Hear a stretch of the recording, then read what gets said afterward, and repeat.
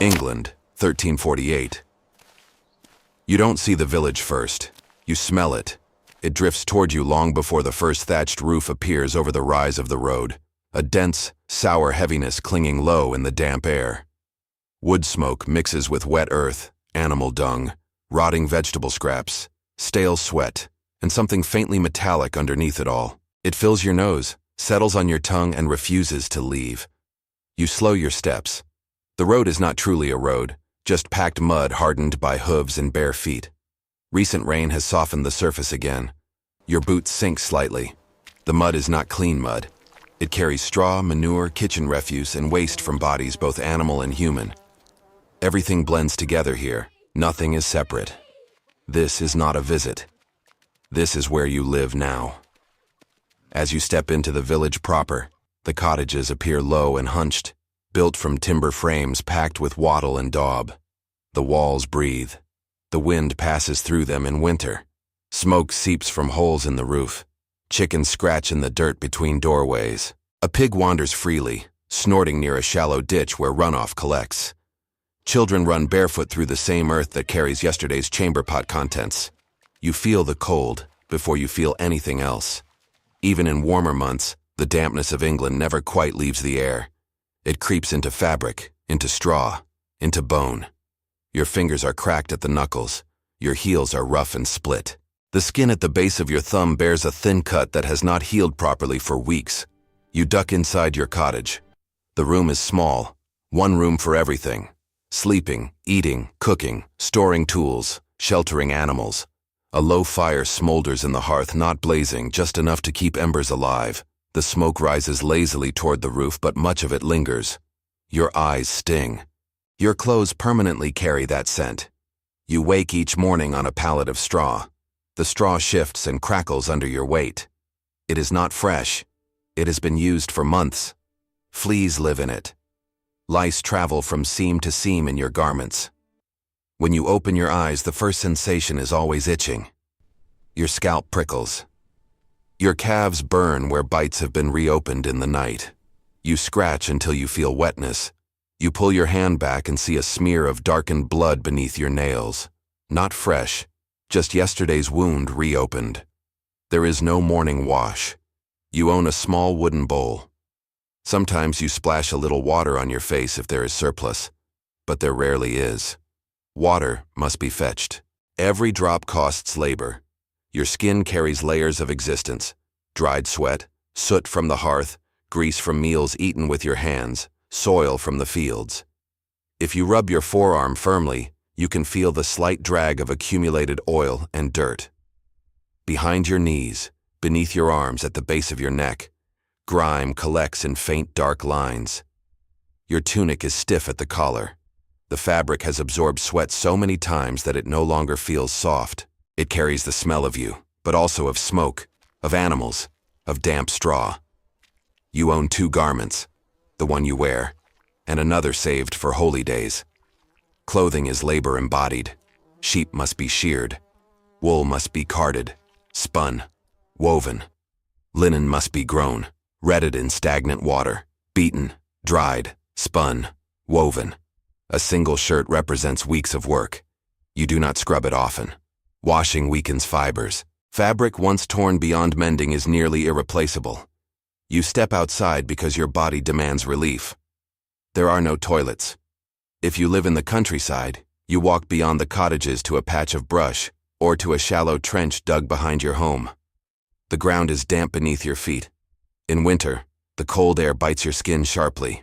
You squat. The wind moves through tall grass. There is no privacy beyond distance. Flies gather quickly in warmer months.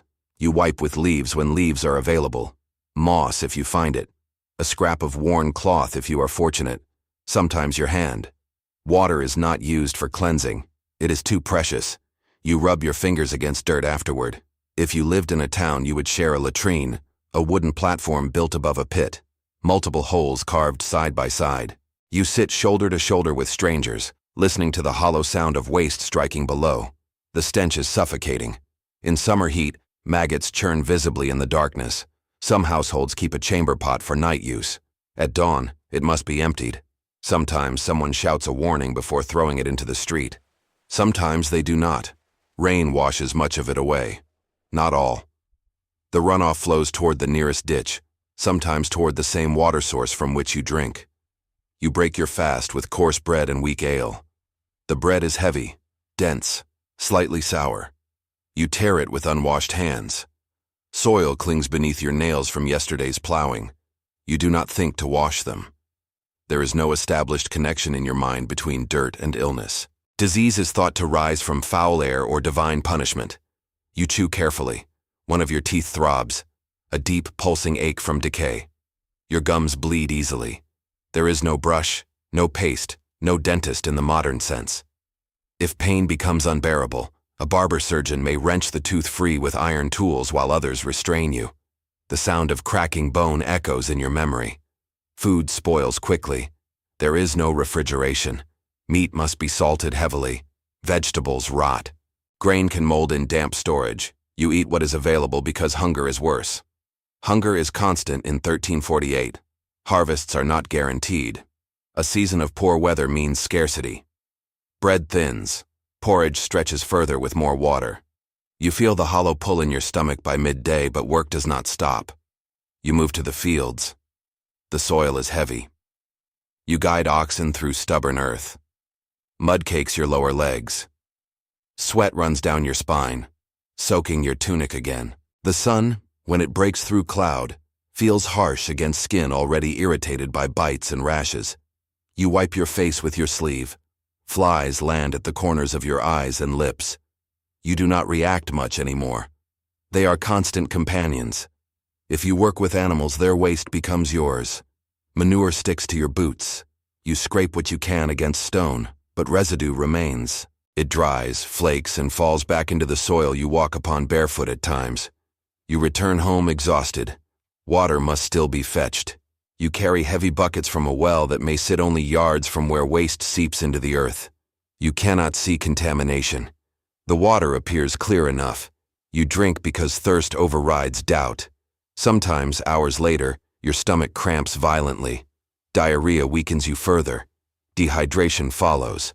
Many children do not survive such episodes. Bathing requires immense effort. To bathe fully means hauling and heating dozens of buckets over firewood that took hours to gather. Most families attempt a full bath only a few times a year, perhaps before Easter or a wedding.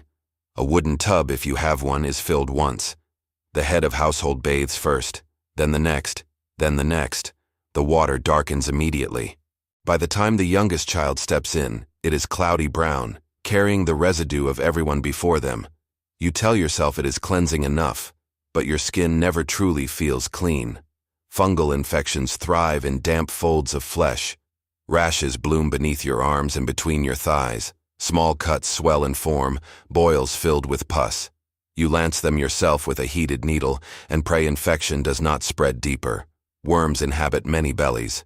You sometimes see pale strands in your waist. It disgusts you, but it is common. Lice live not only in hair but in the seams of your clothing. You find eggs along threads and crush them between fingernails. There are always more. And now, rumors spread. Ships arriving at ports bring tales of sudden death. Entire households falling within days. Swollen lumps forming beneath arms and along the neck. Fevers that burn and then extinguish life quickly. You hear the word pestilence. You do not understand bacteria carried by fleas on rats nesting in your thatch. You do not know how proximity, filth, and weakened bodies create perfect conditions for disease. You only know that fear creeps into conversations. One neighbor develops fever, then swelling in the groin, painful, dark, grotesque. He is dead within days. The priest speaks of God's judgment. Others blame corrupted air. Fires are lit to cleanse the atmosphere. Herbs are burned. Doors are marked. It does not matter. Fleas travel easily from rat to human. Rats thrive where grain is stored and waste accumulates. Your home is ideal habitat. You sleep close to your family for warmth. Animals share your space. Waste drains poorly. Bodies are already weakened by hunger and chronic infection. The Black Death spreads like flame through dry straw. Within 2 years, perhaps half of England will die. You do not know that number yet. You only see graves multiply. The wealthy fare slightly better, but not safely. In a noble household, you might find more frequent changes of linen, perfumed water scented with lavender, soap made from animal fat and ash, a private chamber pot emptied by servants. But even nobles bathe infrequently by modern standards, monthly perhaps, sometimes less. Physicians warn that frequent bathing opens pores and invites illness. Germ theory is centuries away. Illness is attributed to imbalanced humors or foul vapors. Even kings suffer rotting teeth. Even lords fear plague. Wealth offers space and resources, but it does not grant immunity. You survive as long as you can. You accept discomfort as ordinary because everyone you know lives the same way. You do not lack intelligence. You lack infrastructure. You lack knowledge not yet discovered. And then, centuries later, something changes. Sewer systems are built. Waste is carried away from drinking water. Wells are protected. Germs are identified under microscopes. Soap becomes inexpensive. Fabric becomes abundant. Running water enters homes. You step into a modern bathroom. You turn a handle, and clean water flows instantly. Hot, if you wish it. Cold, if you prefer. You flush, and waste disappears through pipes you never see. You wash your hands automatically, not thinking of labor. 5 minutes under warm water accomplishes what medieval villagers could not achieve in months. You complain when water pressure drops. You sigh when the shower runs slightly cool. You are separated from 1348 not by moral superiority, but by centuries of accumulated knowledge and engineering. The people of that village were not lesser beings. They were human, constrained by their time. The next time you turn on a faucet, pause. Imagine carrying every drop from a muddy well. Imagine choosing between drinking and washing. Imagine living an entire life never feeling fully clean. History is not just battles and crowns. It is survival against filth, hunger, and invisible death. If you want to walk into more worlds like this, to feel daily life as it truly was, subscribe and stay with this channel. Tell me in the comments, which era should we enter next? The Great Famine? A freezing medieval winter? Life inside London as plague raged through the streets? You are only ever 1 year away from another century.